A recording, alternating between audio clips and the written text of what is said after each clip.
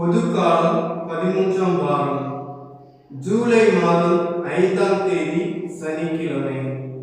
நற்செய்தி வாசகம். புனித மத்தேயு எழுதிய நற்செய்தியிலிருந்து வாசகம். அதிகாரம் 9, இறை வார்த்தைகள் 14 முதல் 17 முடிய.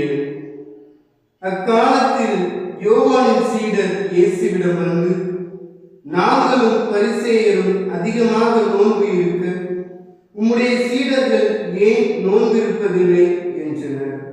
அதற்கு இயேசு அவர்களை நோக்கி, மணமகன் தங்களோடு இருக்கும் வரை மணவிருந்தினர்கள் துக்கம் கொண்டாட முடியுமா?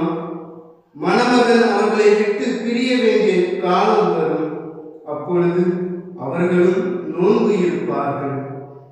மேலும் எவரும் பழைய ஆடையில் புதிய துணியை ஒட்டு போடுவதில்லை.